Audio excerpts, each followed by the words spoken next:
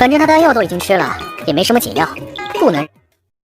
Cerita ini diawali dengan Yanran yang bertanya tentang keadaan Lenwei. Terlihat Lenwei yang masih beristiqomah menahan rasa sakitnya dengan cara berguling-guling laksana cacing kepanasan.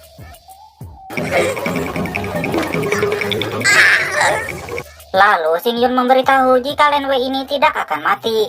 Dia akan baik-baik saja walaupun mereka tidak dapat membantunya. Namun pada saat merasakan sakit, kesabaran seseorang akan diuji sampai tingkat terakhir. Dan saat itu kesabaran Lenwei sudah berakhir. Di sini Yanran masih belum mengerti apa yang Xingyun maksud. Xingyun kembali menjelaskan jika selama dia hidup dia selalu menanggung banyak penderitaan, hingga pada akhirnya tingkat kesabarannya mencapai batasnya. Mendengar hal tersebut, Yanran semakin penasaran dengan apa saja yang telah Xingyun ini alami di dalam hidupnya. 叶星云，他到底都经历过什么呢？ Di sini Suyun merasa jika Lenwei sudah tidak sanggup untuk menahan rasa sakit yang ia rasakan. Namun Xingyun tidak dapat menolong karena Lenwei sudah meminum pil yang ia berikan tanpa mendengarkan aturan pakai pil tersebut. Apalagi pil tersebut tidak memiliki penawar. Walaupun tidak mampu menahan rasa sakitnya, juga harus dinikmati dan bertahan sampai rasa sakit tersebut hilang. Lalu Yanran meminta Xingyun untuk memberitahu Lenwei agar dia bertahan menahan rasa sakitnya, sehingga Lenwei akan menyadari jika cara berkultivasi tidaklah mudah. Namun Xingyun malah mengajak kedua selirnya tersebut untuk memulihkan diri agar tubuh mereka kembali bugar saat pesta makan pada besok malam. Lalu mereka pun meninggalkan Lenwei yang dalam kesengsaraan tersebut.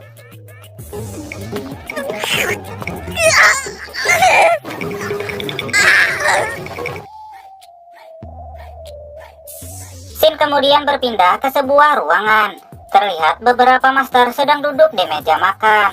Mereka mengatakan makan malam saat itu sangatlah meriah dan menyenangkan.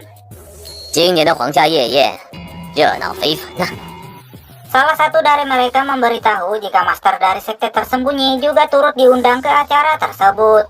Namun dia tidak tahu jika saat itu pemuda berbakat seperti apa yang akan muncul. Dan jika membicarakan tentang bakat dan kultivasi generasi muda, dia menebak jika ada satu orang yang sangat berbakat. Namun dia tidak memberitahu nama orang tersebut. Di sisi lain terlihat Raja Jing datang ke sana. Selain itu Xiao Yu dan Xiao Han juga datang ke sana. Lalu tak lama bagaikan bintang jatuh, tiba-tiba datanglah seorang bondon bermasker.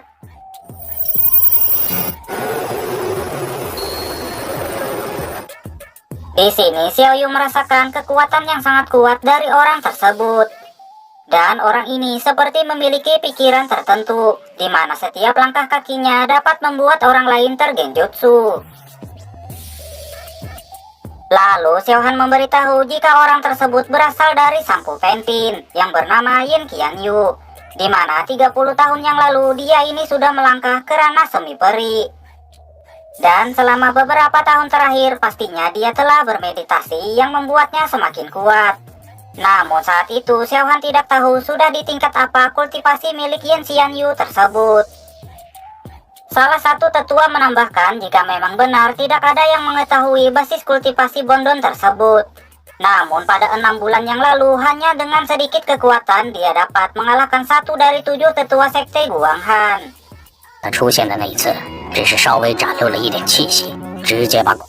Xiao Han memberitahu jika tetua dari sekte Guanghan tersebut adalah seorang master yang akan melangkah ke ranah semi peri. Dan ketika Yin Xianyu ini mengalahkan master tersebut, sejak saat itu tidak ada yang berani menantangnya. Xiao Han sendiri tidak berani menatap wajah Yin Xianyu, walaupun dia memiliki wajah cantik dan bola basket jombo. Dan Xiao Han tidak tahu kapan dia akan memiliki basis kultivasi seperti milik Yin Xianyu tersebut. Namun Xiao Yu merasa jika Xiao Han ini tidak akan bisa menginjakan kaki di puncak seni bela diri, karena Xiao Han ini memiliki 6 basis yang tidak murni dan pikiran selalu terganggu. Di sini Xiao Han mencoba membujuk Xiao Yu. Dia menyadari jika sebelumnya dia memang bersalah. Dan selama bertahun-tahun dia juga mengetahui jika Xiao Yu ini menyukainya. 这些年来，我知道你一直都喜欢我。那又如何？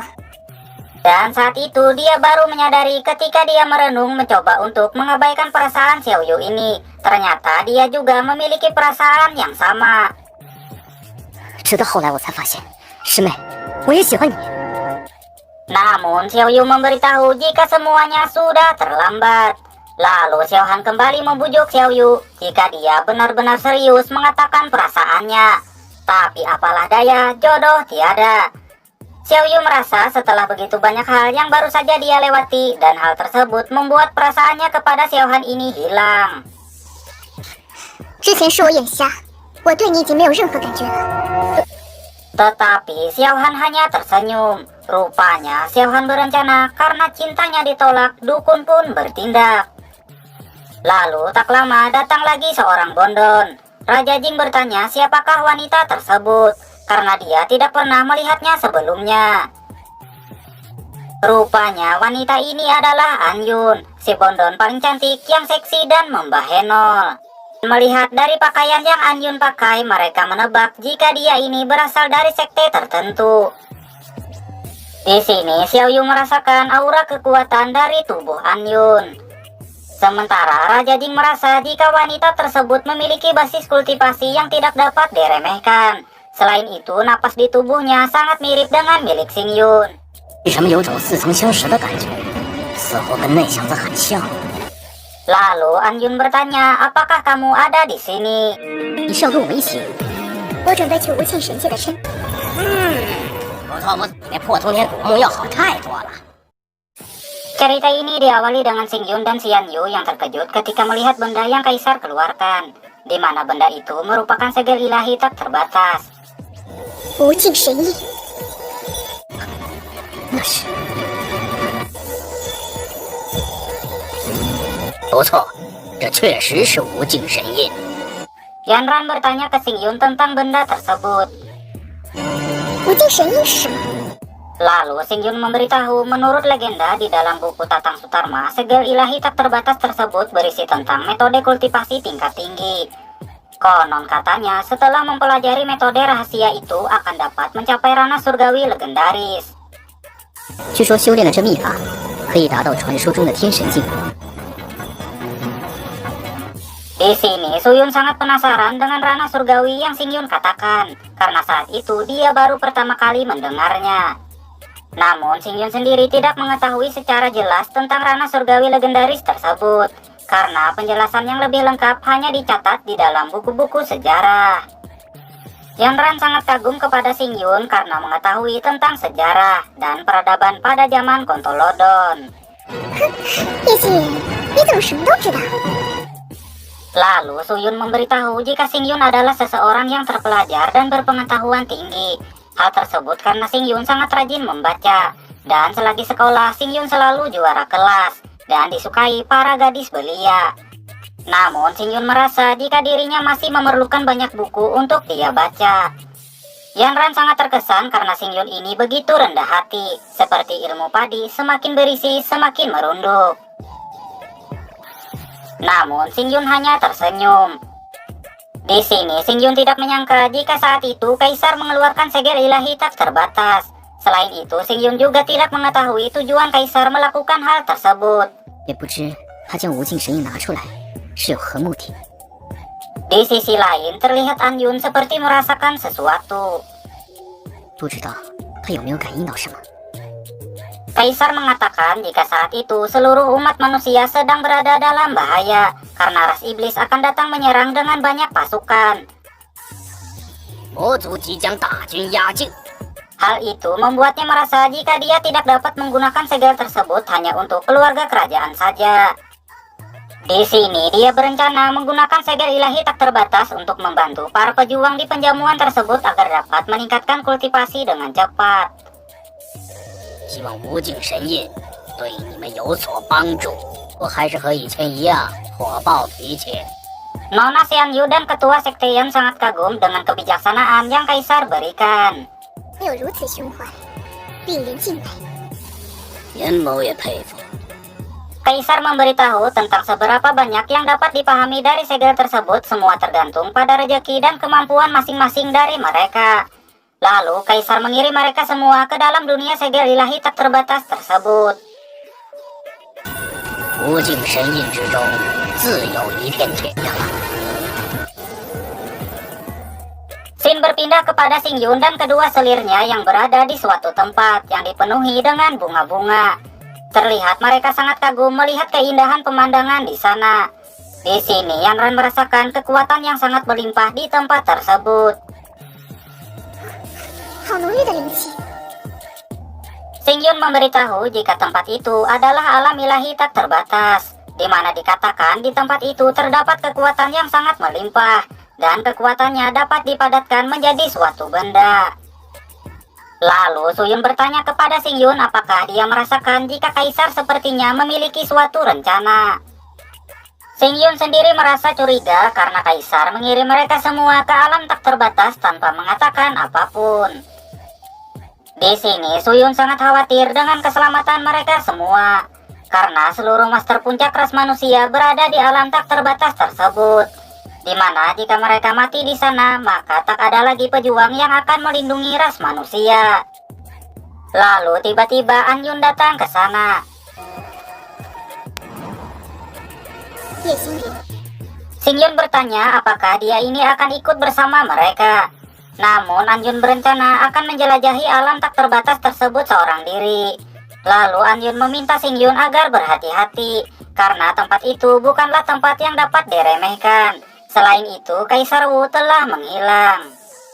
Di sini sebelum An Yun pergi, Xing Yun berpesan jika dia sedang berada dalam kesulitan agar dia ini menelponnya.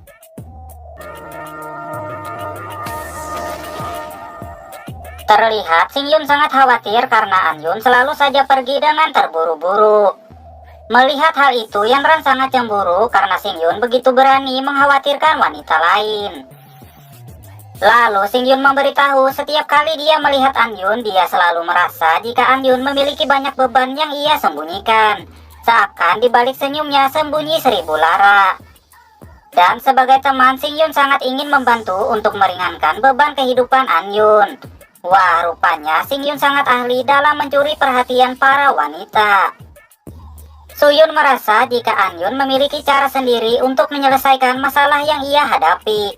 Dia meminta Xing Yun agar tidak terlalu khawatir kepada An Yun. Xing Yun sendiri menyadari jika dirinya sedang berada pada masa-masa sulit, di mana ketika dia mengkhawatirkan orang lain sementara dirinya sendiri sedang tidak aman. Oh my god. Ternyata si Babang Xing Yun sedang galau menghadapi permasalahan hidupnya, di mana ketika dia harus menjadi kuat, namun di sisi lain uang bansos belum cair dan harga minyak goreng semakin mahal. 难道他真的有所企图？ Karena sebelumnya Xing Yun meminta An Yun untuk menghubunginya, Yanran penasaran bagaimana cara mereka berdua akan melakukannya. Sedangkan di sana HP iPhone 13 Pro Max miliknya saja tidak memiliki sinyal. 你刚才说与他随时联络，你要怎么办到？ Lalu ketika Xing Yun kebingungan untuk menjelaskan, tiba-tiba 这 Hong Yo si peri lucu dan imut pun muncul. Dia merasa jika ada begitu banyak aura spiritual di tempat itu. Lalu Hong Yo menciptakan sebuah bunga raksasa untuk mereka gunakan sebagai tempat berkultivasi. Tak lama Naga Yanglong juga muncul. Dia merasa jika tempat itu jauh lebih baik dari makam kuno Tong Tian. Hong Yo merasa jika saat itu basis kultivasinya akan menerobos dengan cepat ketika berada di sana. Xing Yun meminta agar dia ini melindungi mereka selama berkultivasi. Lalu Xing Yun mengajak Suyun dan Yanran untuk berlatih bersama.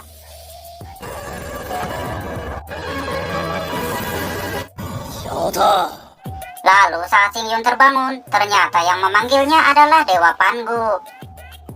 Dewa Pangu ini sangat kagum karena kultivasi Xing Yun saat itu meningkat dengan cepat.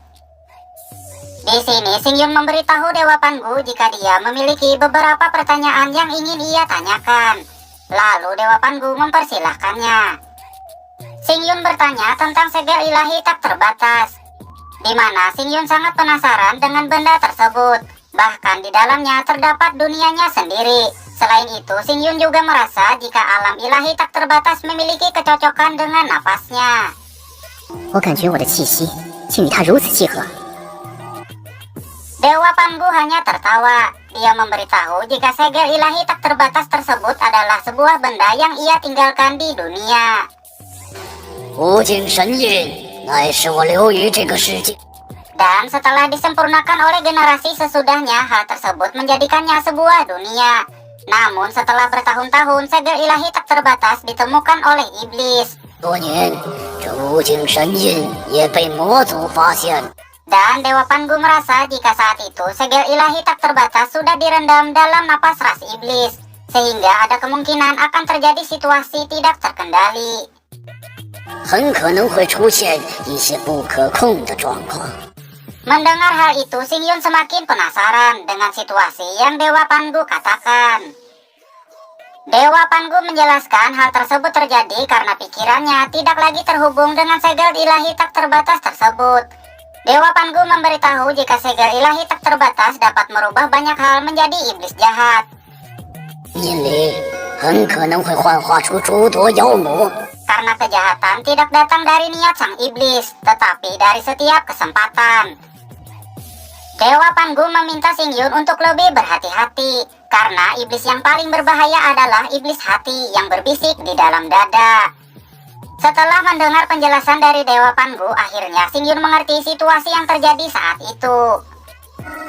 原来是这样，我知道了。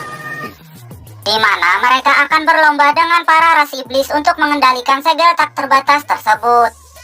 Lalu Dewa Pangu mengatakan jika Xing Yun ini mempunyai peluang besar di dalam takdirnya. Akan tetapi setiap diri manusia tidak terlepas dari suatu ujian, di mana ada ribuan kesulitan sedang melambaikan tangan. Dewa Pangu kembali mengingatkan Xing Yun agar tetap berhati-hati. Selain itu, dia merasa jika saat itu basis kultivasi Xing Yun telah mencapai batasnya. Namun karena Xing Yun sudah mewarisi kekuatannya, Dewa Pangu berencana akan kembali membantu Xing Yun. Lalu sambil komat kamit, Dewa Pangu membuat sebuah mantra dan meniupkannya ke dahi Xing Yun.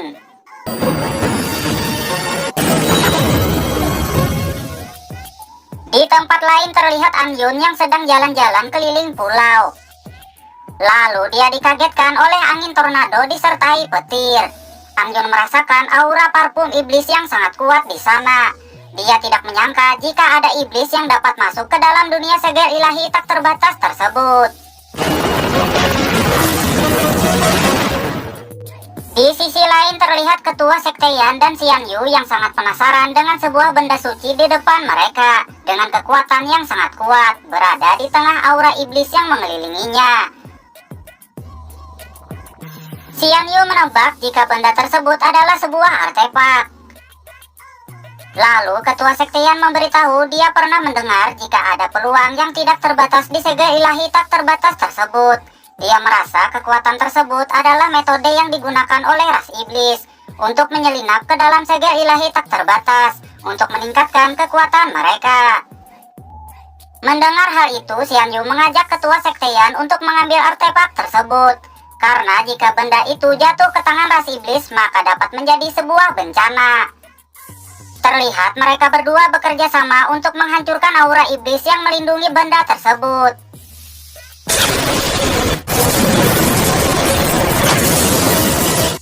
Namun karena ketua sekte yang sudah tua, hal tersebut membuat combo batang dan lubang mereka berdua menjadi tidak seimbang. Ketua sekte yang tidak menyangka jika aura iblis tersebut sangatlah kuat, bahkan kekuatan mereka berdua tak dapat menembusnya. Xian Yu kembali mengajak ketua sekteyan ini untuk menyerang, agar ras iblis tidak dapat menguasai artefak tersebut.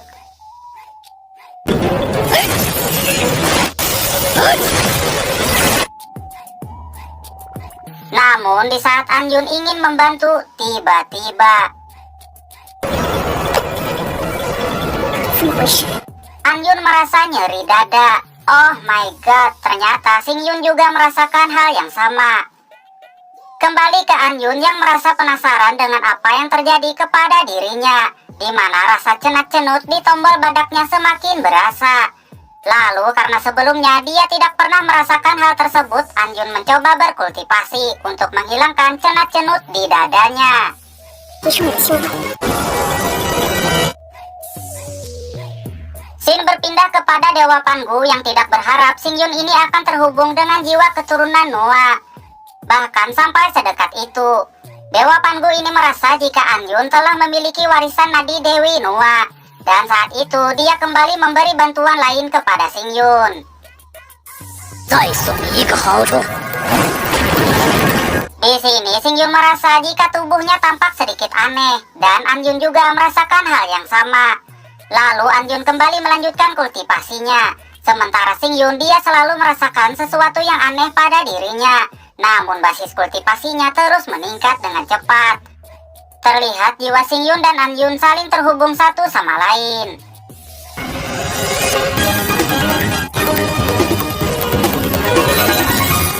Melihat hal tersebut, Dewa Pangu berpesan kepada Singyun di mana jika terjadi suatu perubahan, dia meminta agar Singyun ini tidak lupa berterima kasih kepadanya.